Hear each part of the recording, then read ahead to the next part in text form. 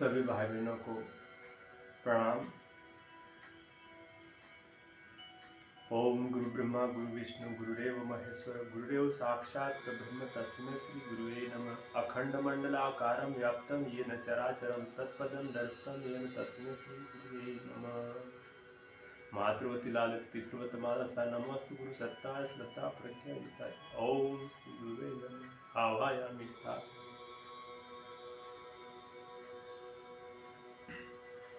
चेतन शक्ति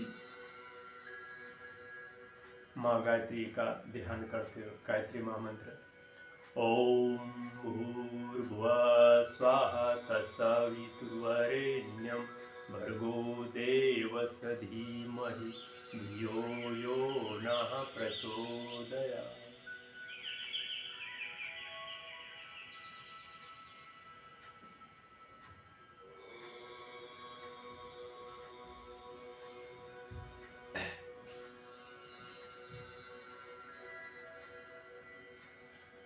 समाधि दो प्रकार की बताई गई, निर्विकार निर्विकल्प एवं सविकल्प। निर्विकल्प समाधि हठ योग और लय योग ये कठिन है, इसमें कठिनाई है, ये साधारण लोगों के लिए संभव नहीं है, क्योंकि निर्विकल्प समाधि में अपनी आत्मसत्ता को ब्रह्म सत्ता में लय करना, शरीर को निश्चेष्ट करके महत्वपूर्ण कार्य में नियोजन करना,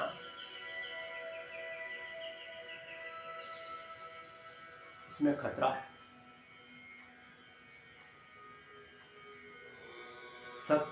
सविकल्प समाधि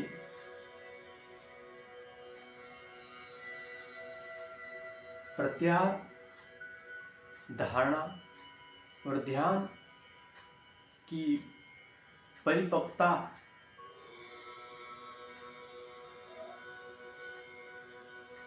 होने पे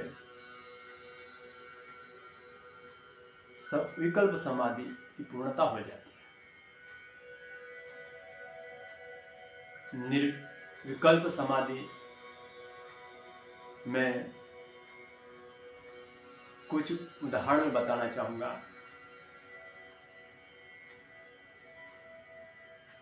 हरदास नाम के संत हुए 1837 में, जो अंग्रेजों का शासन काल हुआ करता था, जिसमें पंजाब प्रांत के राजा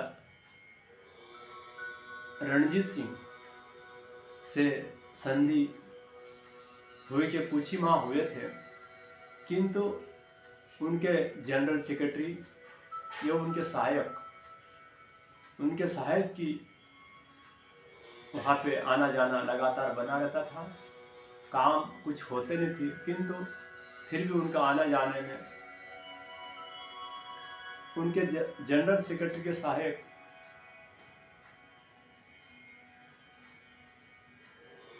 के मन में जिज्ञासा जगी कि भारत के कुछ संत योग विद्या के बल पे समाधि में चले जाते हैं, कहीं दिन तक अंदर जमीन के अंदर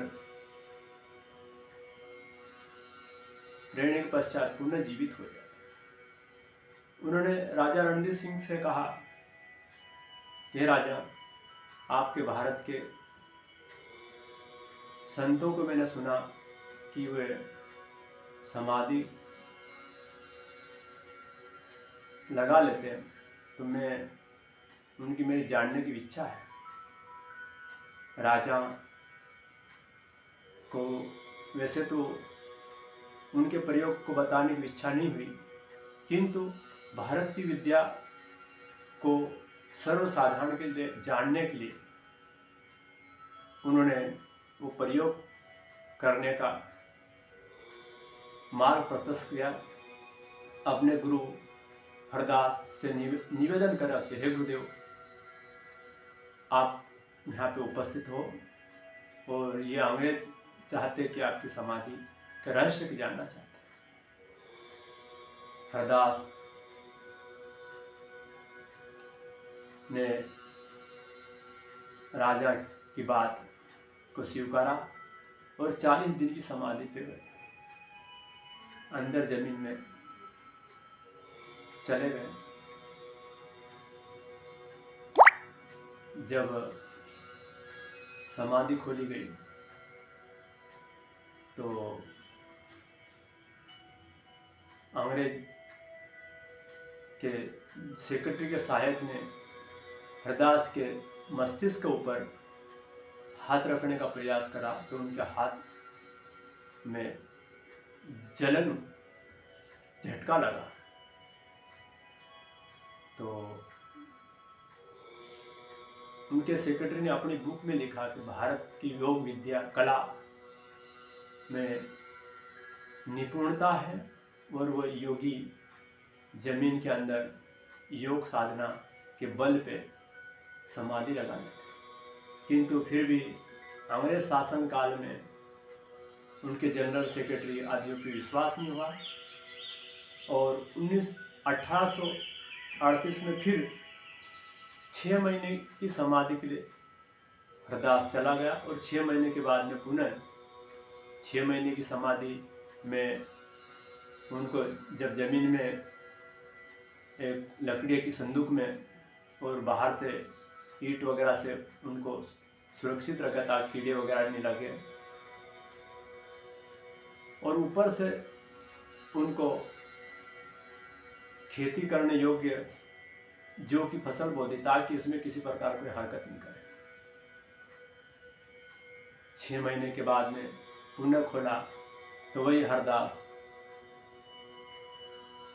को बताई विधि अनुसार प्रयोग कर वह पुनः अपनी चैतन्य अवस्था में आ गया। इसी प्रकार हिमालय में चीनी एक ट्रैक्टर ड्राइवर को उदाहरण बताया कि ट्रैक्टर ड्राइवर बर्फ में दब गया था और कुछ महीनों तक बर्फ में दबने के बाद में वो ड्राइवर को बर्फ खत्म होने पे वो बाहर निकल आया तो वो सूझबूझ में पड़ा था। डॉक्टरों के परीक्षण करने में पता चला कि वह जीवित अवस्था में पुनः उसकी चेतनता आ गई। वो 6 महीने के पश्चात भी वह अपनी चेतनता पुनः आ गई। उसी प्रकार पाटलिपुत्र नरेश महापद्मानंद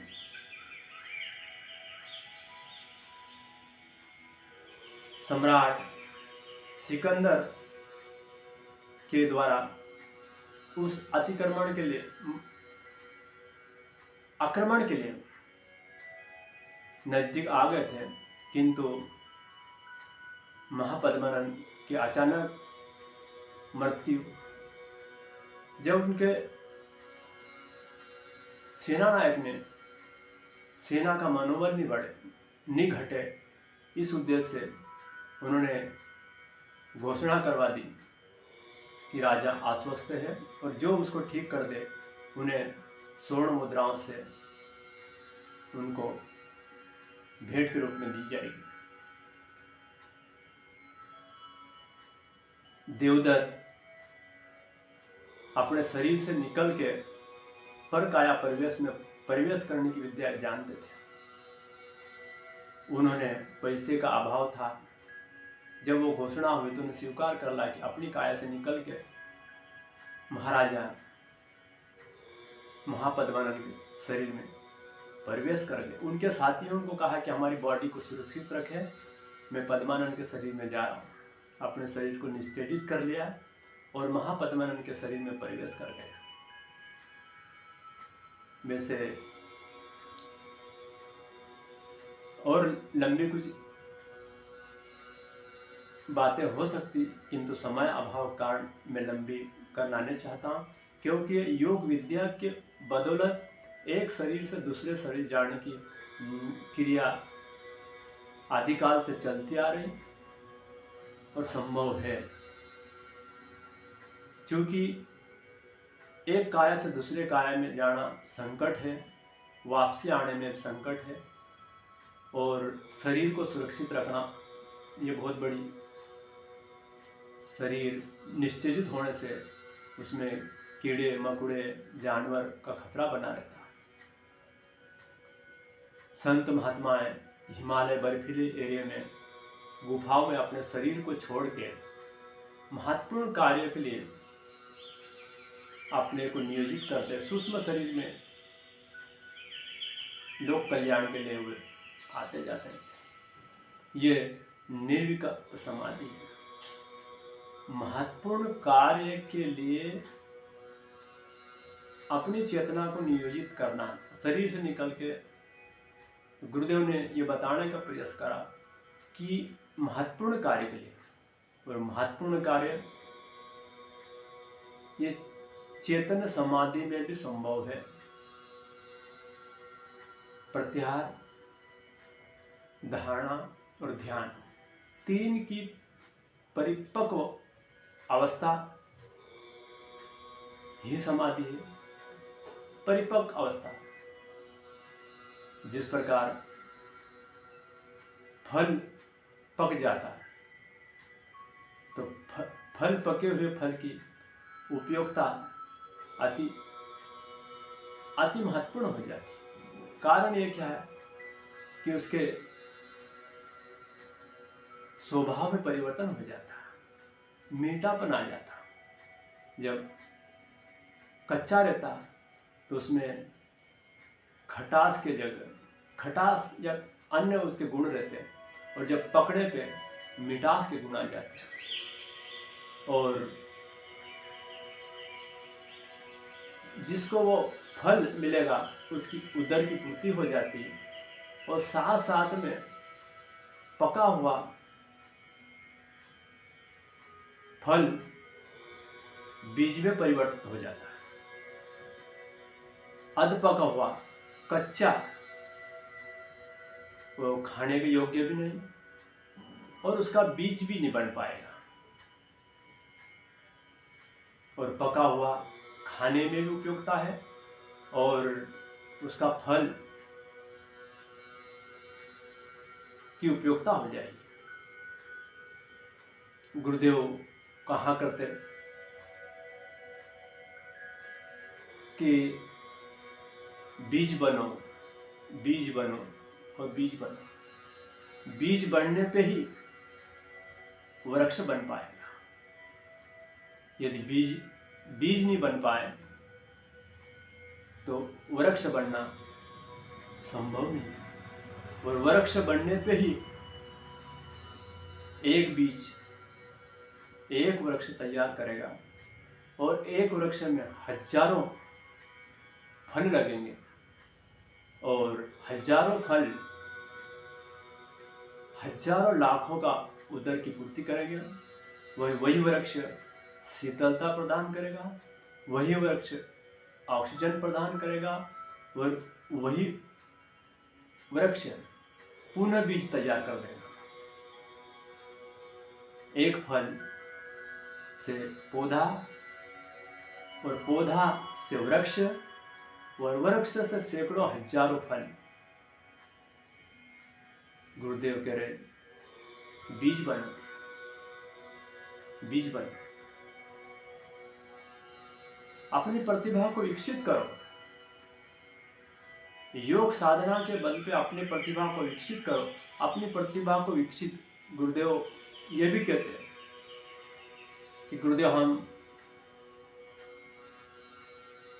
विचार क्रांति अभियान में आपका कार्य में दिन रात कार्य करते रहते हैं, किंतु गुरुदेव ये भी कहते हैं कि कार्य करना ठीक बात है, कार्य करो, किंतु अपनी प्रतिभा को विकसित करो, अपना प्रतिभा को परिष्कृत करो और अपने प्रतिभा को परिष्कृत करने पे, विकसित करने पर ही हम पका फल बन पाएंगे और पका फल ही बीज बढ़ने की संभावना है। गायत्री विद्या में 5 भौतिक और 5 आत्मिक। तो भौतिक 5 में निरोगता, संपदा, मित्रता, बुद्धिमत्ता, कौशलता आदि ये भौतिक में, और आत्मिक में आत्मज्ञान, आत्म साक्षात्कार, आत्म अनुभूति, आत्मलाभ और आत्म कल्याण। आत्म लाभ, लाभ वही है जो पका फल। एक तरह का लोहे को गर्म करने पे जो लाल बन जाता, और लाल बनने पे ही उसकी औजार की रूपरेखा बन पाएगी। मिट्टी का घड़ा लाल बनने पे ही वो परिपक्व होगा, कच्चा रहने पे वो गल जाएगा, पानी को धारण नहीं कर पाएगा, और पानी को धारण नहीं कर पाएगा तो किसी को प्यास बुझाना संभव नहीं है। पका घड़े में वो क्षमता आ जाती कि वो पानी को ग्रहण कर लेगा और प्यासे व्यक्तियों को प्यास बुझाएगा। वो घड़ा एक मिट्टी, साधारण मिट्टी परिपक्व होने पे किसी का प्यासे की प्यास बुझाने क्षमता रहेगी। यह स्थिति हमारी भी होना चाहिए। हम भी इस मानवता का सही उपयोग करने की क्षमता विकसित करें और किसी को, असहाय को हमारे से कुछ लाभ मिल सके। परिपक्व अवस्था में जैसे पौधा बड़ा झाड़ छाया भी देता, फल भी देता, ऑक्सीजन भी देता और बीज भी देके जाता है, उसी प्रकार हमारा जीवन भी मानव जीवन होने के कारण हम किसी को शीतलता प्रदान करें, किसी की उदर पूर्ति करें, किसी को शांति प्रदान करें, और यह गति करते हुए हम फल, परिपक्व फल होके बीज बन के का प्रयास करें। यह हमारा समाधि का लक्ष्य यही है कि चैतन्य समाधि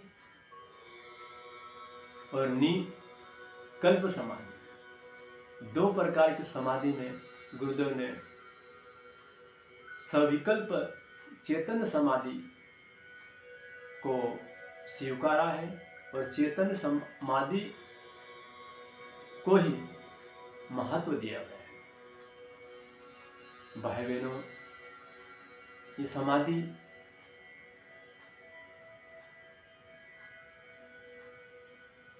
प्रत्याहार, धारणा और ध्यान, ये तीनों का संयुक्त रूप है। और ये अष्टांग योग का अंतिम भाग समाधि, क्योंकि गुरुदेव ने यह बताने का प्रयास किया गया, यम, नियम, आसन, प्राणायाम, प्रत्याहार, धारणा, ध्यान और समाधि, ये 8 कक्षा शिक्षा के क्षेत्र में जैसे 1ली, 2री, 3री, 4री, 5वीं, 8वीं करते करते स्नातक, कॉलेज, स्नातकोत्तर होने पे कॉलेज को छोड़ना पड़ता,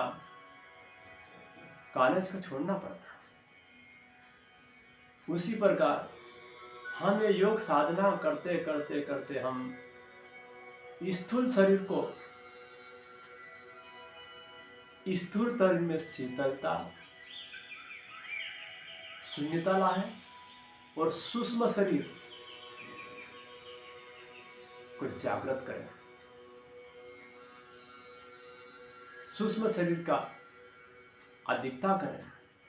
जैसे कॉलेज, पढ़ाई करते करते कॉलेज को छोड़ना पड़ता, वैसे वैसे ये योग क्रिया करते करते हमारे शरीर की जो आवश्यकता है उन आवश्यकताओं को कमी करके हमारे सूक्ष्म और कारण पे ध्यान देना रहता। और कहते हैं कि शरीर बल से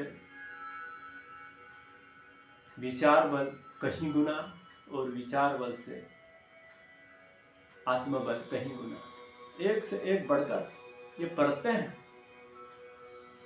तो योग साधना की कक्षा हमारी समाधि वही हमारी स्नाकोत्तर हमका स्थूल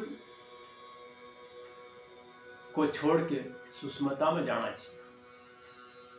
जैसे एक उदाहरण बताना चाहूँगा कि वायुयान में ऊपर उड़ने पे, आज हम नीचे हैं धरती पे, तो धरती पे ये मेरा मकान, ये मेरा गांव, ये मेरा परिवार, ये मेरा संसार, मेरा वेष्टि जब वायुयान में बैठ के उसी स्थान से भी गुजरेगा और अपना मकान, अपना परिवार देखेगा, तो उसका गांव या शहर तो दिख पाए, किंतु अपना घर उसको उसमें दिख नहीं पाएगा, क्योंकि वो एकदम छोटापन हो जाता।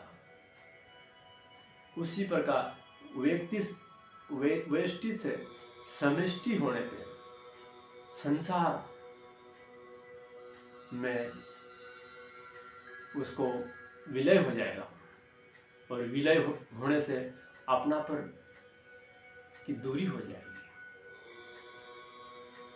यही व्यष्टि से समष्टि आत्मा का परमात्मा में योग साधना की समाधि का रहस्य यही है कि निर्विकल्प या सविकल्प दोनों की स्थिति वैसे समान है, किंतु निर्विकल्प में व्यक्ति को शरीर को छोड़ के अपने अचेतन मन के द्वारा कार्य करना पड़ता, किंतु सविकल्प में सशरीर वर अचेतन बिना शरीर के जो अचेतन मन से दूसरे के शरीर को माध्यम बना के कार्य करना पड़ता, और सचेतन में स्वयं का शरीर के द्वारा अपने प्रत्याहार, धारणा और ध्यान में उसका आत्म सुधार, आत्म परिष्कृत होके व्यक्ति का आत्मबल इतना मजबूत हो जाता कि व्यक्ति साधारण शरीर में दिखते हुए भी देव स्तर का कार्य करने में समर्थ हो पाता। साधना से सिद्धियों का यही सिद्धांत है, और यही हमें जानना चाहिए। और जानने के पश्चात लोगों में जो भ्रांतियां हैं, उस भ्रांतियों को योग साधना की भ्रांतियां को दूर करना चाहिए। योग साधनाओं से व्यक्ति को शरीर के बल, बुद्धि का विकास और आत्मा का कल्याण और लोक का कल्याण, ये सभी पूर्णता योग के बल पे संभव है। भाई बहनों, ये अष्टांग योग का अंतिम भाग है। मैंने यम, नियम, आसन, प्राणायाम, प्रत्याहार, धारणा और ध्यान और समाधि, ये 8 भागों पे मैंने एक एक योग एक के ऊपर प्रकाश डालने का प्रयास किया गया। ये मेरे विचार नहीं थे, ये गुरुदेव के साहित्य के अनुसार मैंने गुरुदेव के विचारों को आत्मसात किया, और वही आत्मसात किए हुए शब्द ही मेरे द्वारा मैंने प्रस्तुत करने का प्रयास कियागा। इसमें किसी प्रकार की कोई मेरे से त्रुटि हुई या कोई आप शब्द के लिए मैं क्षमा चाहूँगा। और आगे का मेरा जो भाग रहेगा वो पंचकोशी जागरण। गुरुदेव ने आगे की प्रक्रिया में ये बताया कि व्यक्ति को उच्च स्तर पर पहुंचने के लिए दो माध्यम होते हैं। एक तो कुंडलिनी जागरण और कुंडलिनी जागरण या फिर पंचकोश साधना। पंचकोश साधना के माध्यम से भी उसकी कुंडलिनी जागरण के समान ही लाभ मिलता। ये मैं पंचकोशी साधना के ऊपर आगे के प्रकार डालने का प्रयास करूंगा। ओम शांति शांति शांति।